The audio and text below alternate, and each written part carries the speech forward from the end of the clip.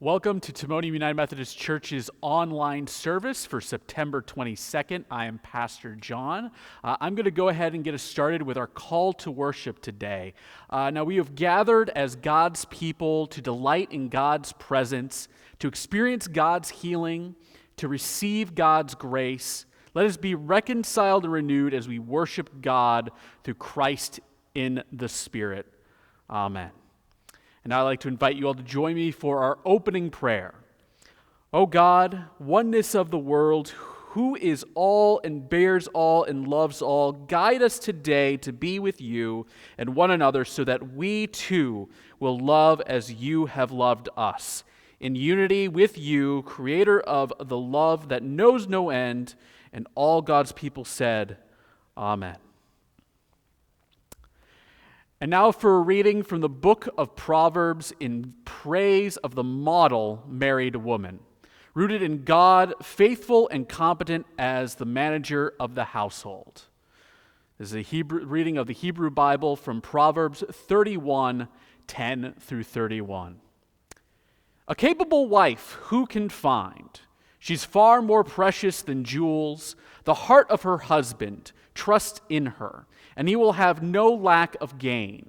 She does him good and not harm all the days of her life. She seeks wool and flax and works with willing hands. She is like the ships of the merchant. She brings her food from far away. She rises while it is still night and provides food for her household and tasks for her servant girls. She considers a field and buys it. With the fruit of her hands, she plants a vineyard.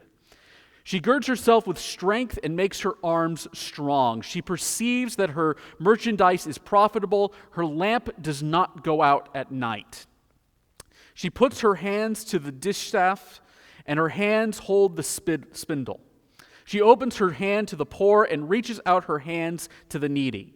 She is not afraid for her household when it snows, for all her household are clothed in crimson. She makes herself coverings. Her clothing is of fine linen and purple. Her husband is known in the city gates, taking his seat among the elders of the land.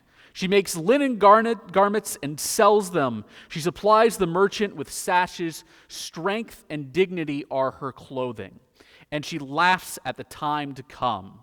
She opens her mouth with wisdom, and the teaching of kindness is on her tongue. She looks well to the ways of her household and does not eat the bread of idleness. Her children rise up and call her happy, her husband too, and he praises her. Many women have done excellently, but you surpass them all. Charm is deceitful and beauty is vain, but a woman who fears the Lord is to be praised. Give her a share in the fruit of her hands, and let her works praise her in the city gates. And now a reading from the New Testament. For a harvest of righteousness, the most important part of this letter from James comes in the last sentence. Draw near to God, and God will draw near to you. And now a reading from James 3:13 to chapter 4, verses 1 through 8.